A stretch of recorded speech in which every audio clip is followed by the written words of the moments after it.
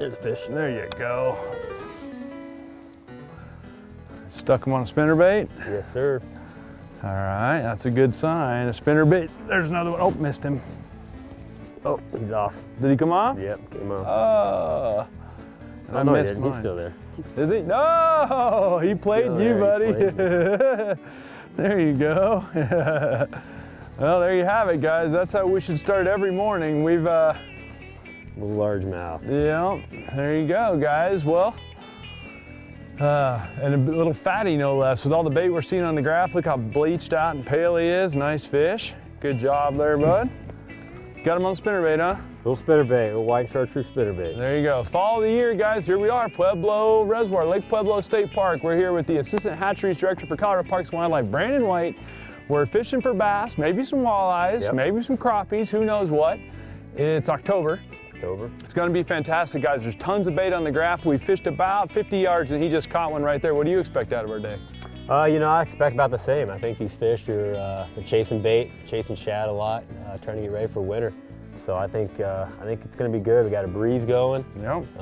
So reaction bite should be good today. Operative term here is hyperphagia. We're going to work on that today, guys. So we're out with the Hatcheries Guy. We're going to learn about some of Colorado's stocking programs and catch some bass. So stay tuned, guys. Should be fun. Fishful Thinker Television is brought to you by Sportsman's Warehouse, America's premier outfitter. Peterson Toyota and Toyota Trucks, moving forward. St. Croix Rod, best rods on earth. Berkeley, catch more fish. Abu Garcia, for life. Camp Chef, the way to cook outdoors. And Colorado Parks and Wildlife. Look how heavy that spinnerbait is. See that? It's like 3/4 of an ounce or more. How heavy is that thing? This one might be 3/4. Looks like it. And you want it? There's one. Yep. There we go, and he's out there on the flat there, guys. That's how we should start every morning. I'll let you get on the motor and I'll swap you sides there, Brandon. Okay. All right, guys, got a bend on my rod right off the bat. Now, we are off to a fast start here this morning, that's for sure. Love that when you pick a spot and get on them right off the bat here. And Colorado may not be known for largemouth, but there's lots of them in the state, and this is probably one of the better largemouth fisheries in the state, don't you think? I think so. I think it's the best bass fishery in the state for sure. There you go, guys. Another purdy one right there. Now, hopefully we'll find some a whole bunch bigger than that, but you mess around in the fall of the year with a spinnerbait and a square bill crankbait. I've got the pit bull working right here, pit bull 1.5. You can see that little square bill will bang through all this cover. It looks like we're out in deep water, but the water's actually relatively shallow. Bunch of cover on it. And a St. Croix Legend glass on the 6'10" medium power, moderate action St. Croix Legend glass rod.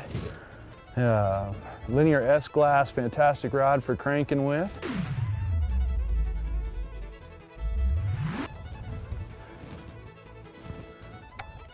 Got 12-pound, trying 100% fluorocarbon on here. And a little Revo MGX. Fantastic little reel for this. Fish? There you go. Better fish. All right. There you go. Let's see what you got here. Let me get up and out of the way here. Another largemouth. There you go. Well, it ain't gonna take us long to rack up these guys in a hurry. You weren't messing around right here. Now, you get a guy that works for Colorado Parks and Wildlife, you gotta think he automatically knows the inside scoop, and what you know about hatcheries, and these aren't hatchery fish. So, a little bigger than hatchery. A little bigger than hatchery fish, right? Yeah, exactly. Now, having said that though, Colorado does grow and stock something like what, 1 million something largemouths a year, I heard, or some ridiculous number? You know, it's depending on the year. You know, warm water culture can struggle at times, but you know, we do about a couple 300,000 fingerlings a year, and then this year we actually Kansas had some leftover largemouth, gave us a lot of largemouth, and so we put a lot of fry this year in the lakes. Well, good. Well, it seems like we got another one of them right here, so there doesn't seem to be any shortage of them in the state. And the good thing about largemouth is they do reproduce so well in a lot of environments. And I I think we picked a good spot to start this morning. It's pretty bad when you can't even concentrate and talk when you're catching them one after the other. And this guy's hooked a little goofy here. Come on up here, buddy. We'll take that. A little Berkeley pit bull getting them done too. Ta-da!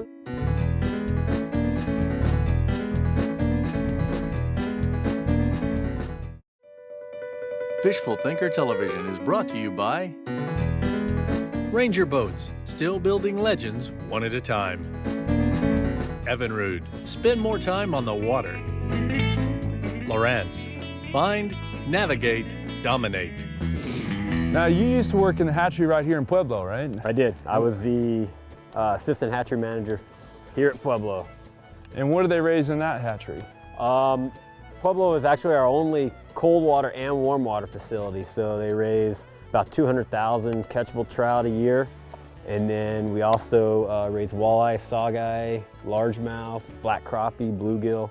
Oh geez, a whole mix in there. Whole mix, yeah. Huh, that'd be a fun hatchery then. It's nice, it gives a great variety. You know, you can be stocking trout one day and the next day you're stocking walleye, So which one's hardest to grow in captivity? Which ones do you think's the most finicky for the state to grow? Oh, there he is. Whap! Definitely some of the trout species, you know, brown trout they're just difficult. Well, they're fun to catch. Yeah. Now, one of our favorite places to go for the state, filming-wise, is to go up to Delaney, which is where a lot of them are spawned. There you go. There's just no shortage of those guys in here today. Got him. Get him? Yep. Nope, it came off. Oh, that was a cheap shot bite. It started to hang in some cover and I floated it off and then he thumped it. There you go, got him that time. He's messing with me. He's just a little guy, that's why. That's why you need the sensitive crankbait rod we were just talking about. I'm crawling this thing over this rock right here and you can just barely feel it crawling on the rock. And then you'll get one little bump on it. And it's one of those, and that's 2 bites on that one cast. Okay, here we go. Lake Pueblo. So what are we, 4,400 acres when it's full? Something like that, yeah. It's an impoundment of the Arkansas River. If you guys are a fan of the show, you know we filmed on the Arkansas River headwater. We've been to this lake a few times over the years. It is one of my absolute favorite places to fish. There he is. You got that one? There you go. Man, they are loaded on this point, aren't they? Yeah. That is no lie right here. And you're doing the spinnerbait. Now guys are gonna wonder why 2 completely different baits, spinnerbait and the square bill, but the biggest key is depth range and a moving bait. This time of year, they just want a moving bait, don't you think, a lot of the time? I think so, yeah. It's just, they're chasing, so give them something to chase. That's a nice one there. For this pond, that's a decent little fish. Yeah, better than we have been catching. Now we just gotta wait for that good one. Oh, we'll find him. And this lake's one of the cool things about this lake is it's got largemouth, it's got smallmouth, and it's got spotted bass. Crappies, bluegills, wipers, walleyes, channel cat, flathead cats. Flathead cats. So it's kind of all of the above, which makes kind of a neat fishery. There he is. Got another one out deep, huh? There you go. Let me try that a little out deeper here. And you got a big old giant spinnerbait working there. Little guy. Get it down to them. Yeah, that big old spinnerbait. And you custom make those, you say? I custom make them, yeah. In the garage. I'm not sure I've seen that much bait on this graph before. Look at that. Really? There's another one. Oh man. I might need to get a spinnerbait out, guys, because they are chewing up that spinnerbait. Get this time.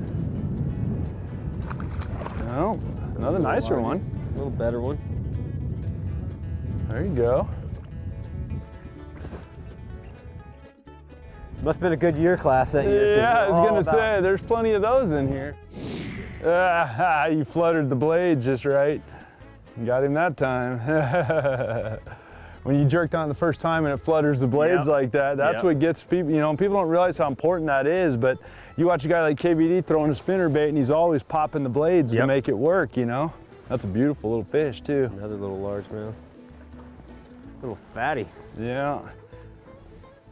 Spinnerbait in October, that's pretty much classic, right? Yes, particularly around bait in the back of the creek. Man. Now, guys, we're 3/4 of the way or more up the lake. There's one there. We're 3/4 or more of the way up the lake.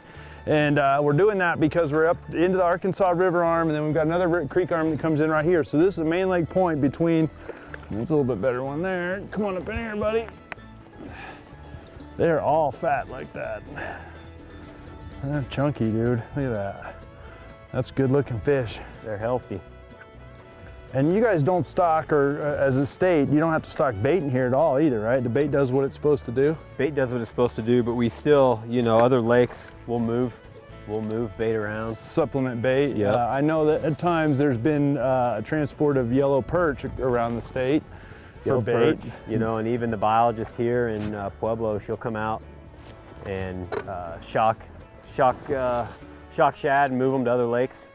I think she moved some into Trinidad this year. And oh, really? So just moving shad around to help get them to do what they do. Right. Huh, and you know, people don't think about that from the stocking program is that, now obviously the bread and butter for Colorado is the rainbow trout. Yep.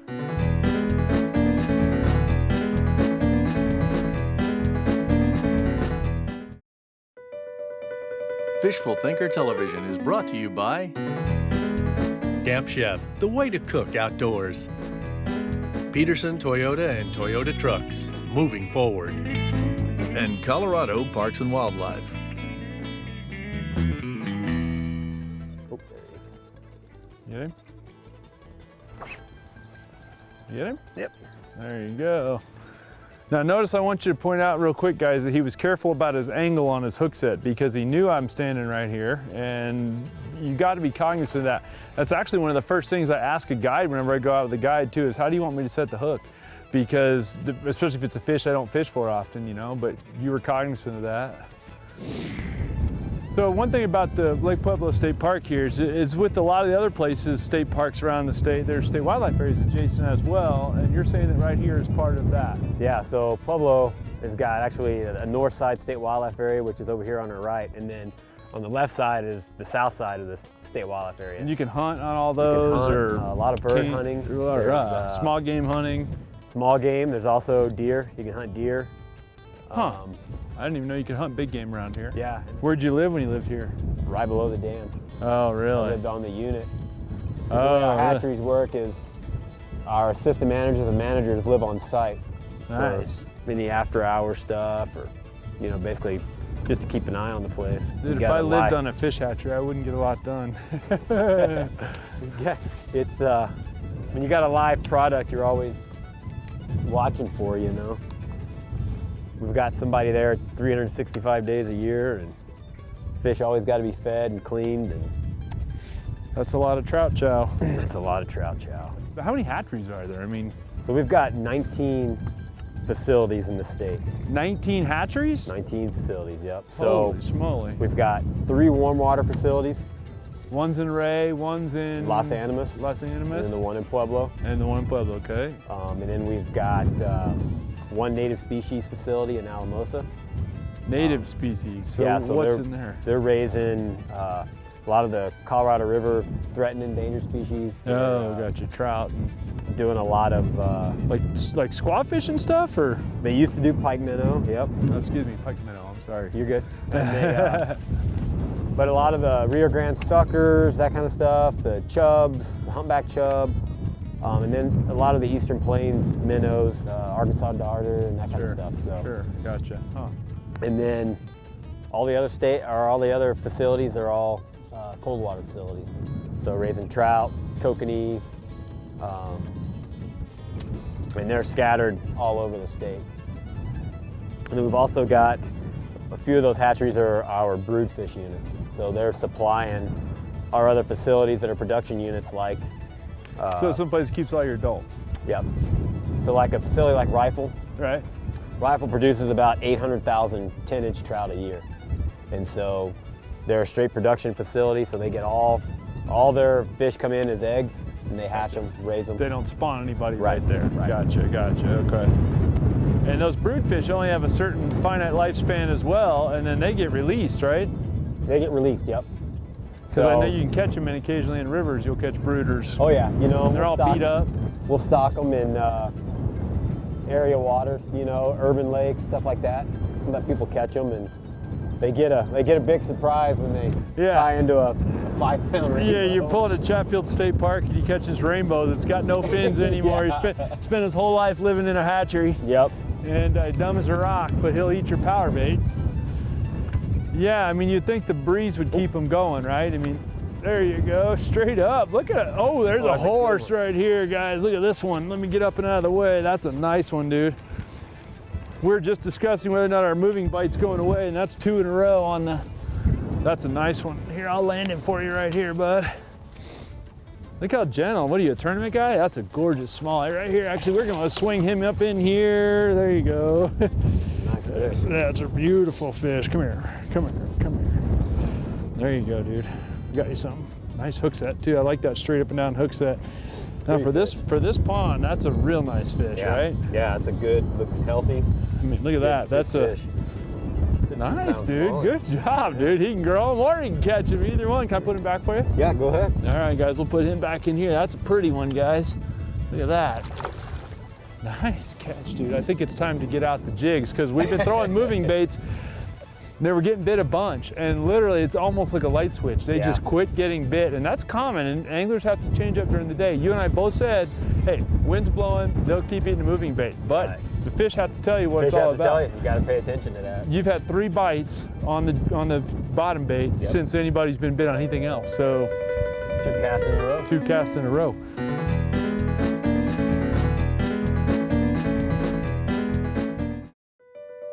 Fishful Thinker Television is brought to you by Sportsman's Warehouse, America's premier outfitter. St. Croix Rod, best rods on earth. Camp Chef, the way to cook outdoors.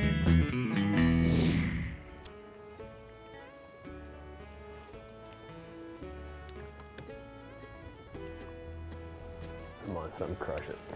Like that? Oh, dude, you can't script that any better than that.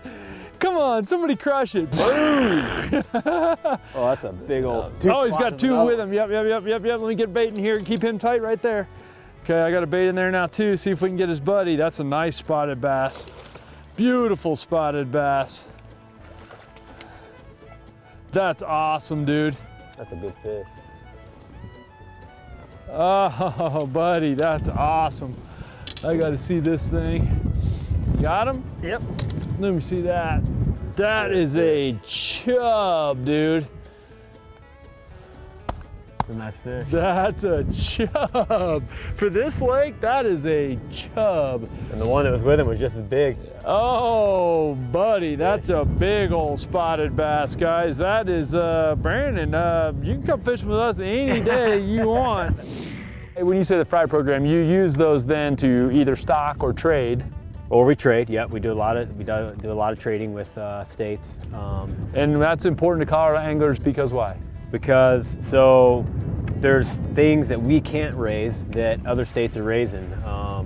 You know, we get milked, sauger milk from other states like Nebraska. Right. They're getting walleye eggs from us. So Gotcha. It's kind of a give and take. You know, we once a year we have a warm water meeting.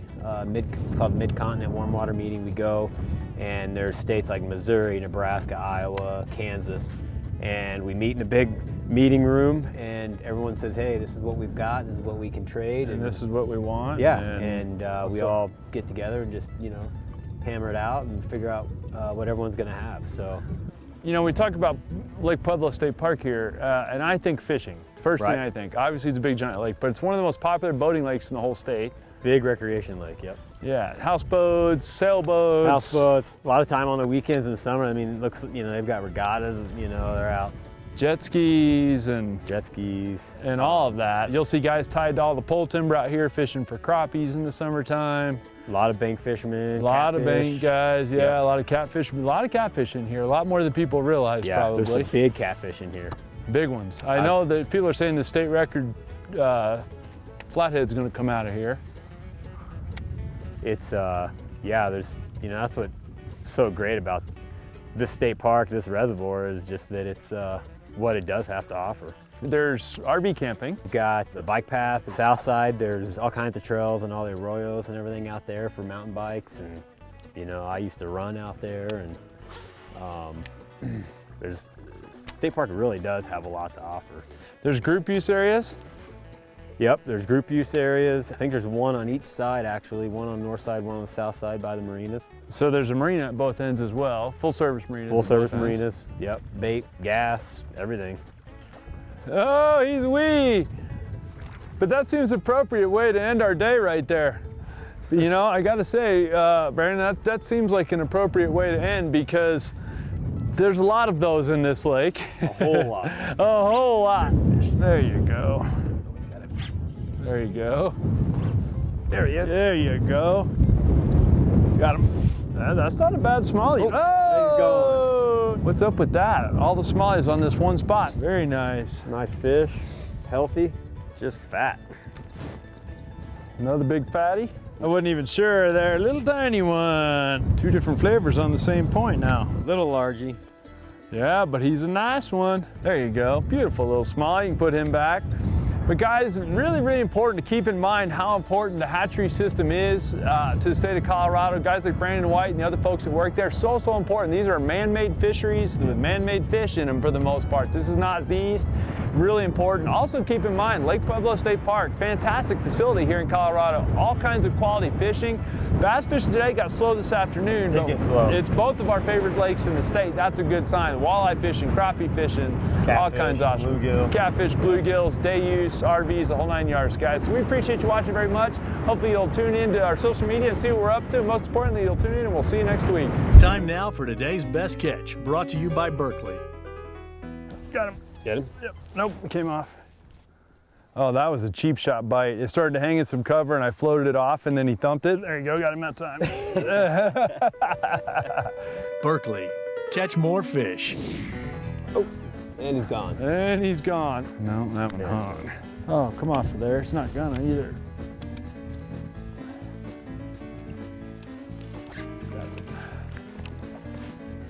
Get him? Yeah. Oh, there you go. I wasn't even looking. Like a traditional idiot. Like a traditional idiot? Oh my God, what was I doing? Let's give me one more minute.